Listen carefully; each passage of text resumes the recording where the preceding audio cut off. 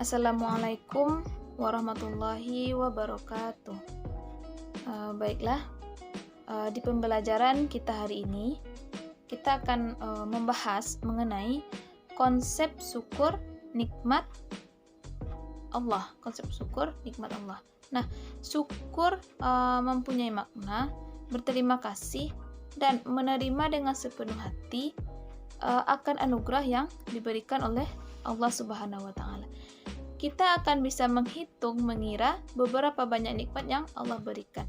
Mulai dari nikmat kesehatan, nikmat iman, nikmat yang masih bisa berpikir, dan berbagai nikmat lagi yang tak bisa kita hitung satu persatu. Mengenai konsep syukur atas nikmat Allah ini, sebagaimana yang terdapat di dalam surat Al-Zukhruf ayat 9 sampai ayat 13.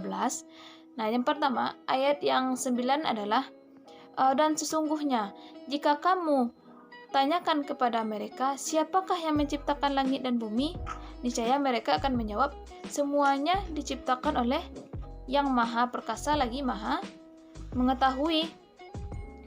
Lalu pada ayat 10 juga menjelaskan di mana artinya yang menjadikan bumi untuk kamu sebagai tempat menetap, dan dia membuat jalan-jalan di atas bumi untuk kamu supaya kamu mendapat petunjuk.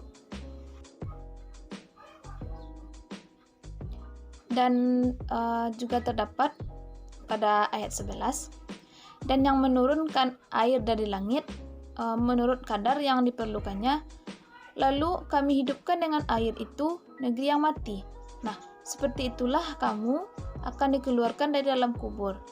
Nah, itu yang penjelasan dari arti dari ayat 11. Selanjutnya, arti dari ayat 12 adalah dan yang menciptakan semua yang berpasang-pasangan dan menjadikan untuk kamu kapal dan bintang ternak yang kamu tunggangi. Itu yang untuk ayat 12. Dan yang terakhir, artinya supaya kamu duduk di atas panggungnya, kemudian kamu ingat nikmat Tuhanmu apabila kamu telah duduk di atasnya, dan supaya kamu mengucapkan Maha Suci Tuhan yang telah mendudukkan semua ini bagi kami, padahal kami sebelumnya tidak mampu menguasainya. Itulah terjemahan dari surah Al-Zukhruf ayat 9-13. Berikut isi kandungan atau penjelasan dari surah Al-Zukhruf ayat 9-13 ini, yang mana menurut Abu Ja'far, maksud ayat ini adalah jika kamu tanyakan wahai Muhammad kepada orang-orang musyrik dari kaum itu, siapa yang menciptakan langit dan bumi, mengadakan dan membentuknya? Niscaya mereka menjawab, semuanya diciptakan oleh Maha Perkasa dalam pengaruh, kekuasaan dan balasannya terhadap musuh-musuhnya, yang Maha mengetahui musuh-musuhnya dan yang Maha mengetahui semua ciptaan itu. Dengan segala yang ada di dalamnya, tidak ada sesuatu pun yang tersembunyi baginya. Itu untuk penjelasan ayat 9. Dan juga di ayat 10, maksud dari ayat ini adalah Allah menjadikan bumi terhampar bagimu. Dia menjadikan bagimu pijakan yang dapat kamu pijak dengan telapak kakimu, dan kamu dapat berjalan di atasnya dengan kakimu. Ya, Allah membuat jalan-jalan yang landai di atas bumi yang dapat kamu tempuh dari negeri yang satu ke negeri yang lain untuk keperluan penghidupan dan pengendaraanmu. Dan untuk ayat 11 dan 12 saya gabung penjelasannya. Maksudnya adalah bahwa Allah menurunkan air dan langit menurut kadar keperluannya, artinya menurut Ibnu Abbas yang dikutip oleh Al-Qurtubi, yakni air yang diturunkan kepada kaum Nabi Nuh yang tidak menurut ukuran yang diperlukan, sehingga air itu menenggelamkan mereka. Tetapi air yang diturunkan itu sesuai dengan kadar yang diperlukan, bukan berupa badai yang menenggelamkan, bukan pula kurang dari apa yang dibutuhkan, sehingga dapat menjadi penghidupan bagi kalian dan binatang ternak kalian. Bisa air ini untuk memenuhi kebutuhan kehidupan mereka. Dan juga di ayat 12 dan 13 saya juga gabung Untuk penjelasannya, maksudnya di sini Dia yang menciptakan segala sesuatu, lantas menjadikannya berpasang-pasangan, yaitu dengan menciptakan perempuan sebagai pasangan laki-laki dan menciptakan laki-laki sebagai pasangan perempuan, yang mana waja'ala lakum minal khalqi, maksudnya bahwa Allah menjadikan kapal-kapal bagimu yang dapat kamu kehendaki dalam perjalananmu di laut untuk memenuhi kebutuhan di tuntutan hidup. Sedangkan hewan ternak yang dapat kamu kendarai di darat ke arah manapun yang kamu tuju, seperti unta, kuda, keledai, dan yang lainnya, supaya kamu dapat berada di atas panggung hewan yang kamu kendarai. Mungkin itu yang dapat saya jelaskan. Dilanjutkan oleh rekan saya.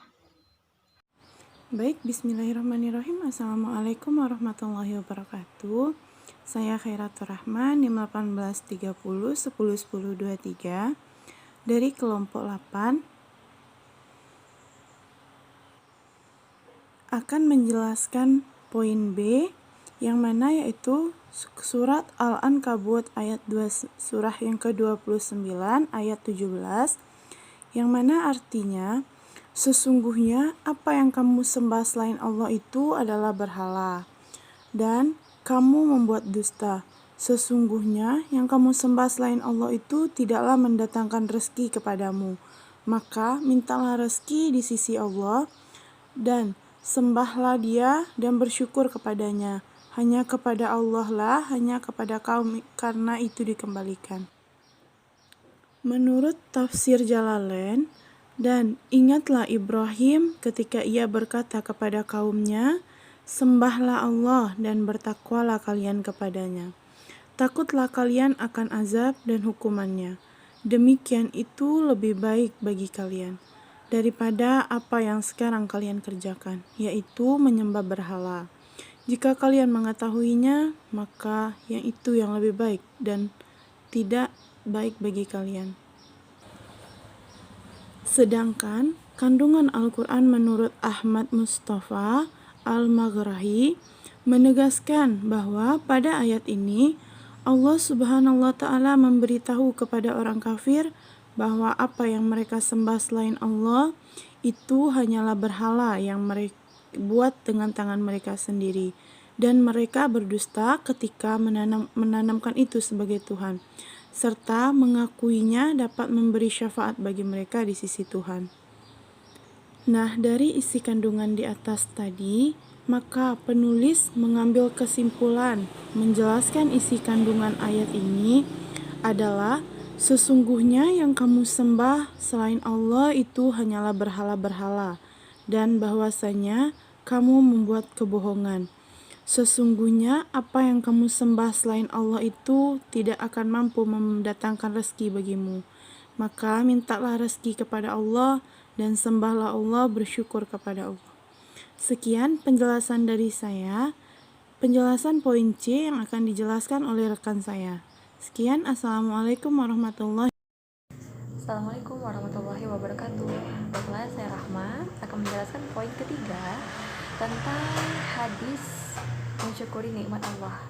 Baiklah, saya akan membacakan teks hadisnya, yaitu An Ash'ab Ibn Qais qala Rasulullah sallallahu alaihi wasallam, inna askarun nas Allah azza wa jalla askaruhum linnas, wa fi riwayatin ukhra la yaskurullah man la yaskurun nas. Nah, ini adalah hadis yang diriwayatkan oleh Ahmad. Terjemahannya adalah dari Ash'ab bin Qais bahwasanya Rasulullah Shallallahu Alaihi Wasallam bersabda, sesungguhnya manusia yang paling banyak bersyukur kepada Allah adalah yang maha suci lagi maha tinggi, mereka yang lebih banyak bersyukur atau berterima kasih kepada sesama manusia. Apa maksudnya? Yaitu dalam hadis ini disebutkan bahwa orang yang berterima kasih atas pemberian orang lain karena Allah, maka pada hakikatnya orang tersebut telah bersyukur kepada Allah. Bentuk syukur kita terhadap nikmat yang telah Allah berikan adalah dengan mensyukuri nikmat yang dianugerahkan kepada kita. Dipertemukannya kita dengan orang-orang yang soleh, dipertemukannya kita dengan orang-orang yang baik, dan kita bersyukur atas itu dan kita berterima kasih kepada orang itu, dan itu merupakan tanda bahwa kita mensyukuri nikmat yang Allah berikan.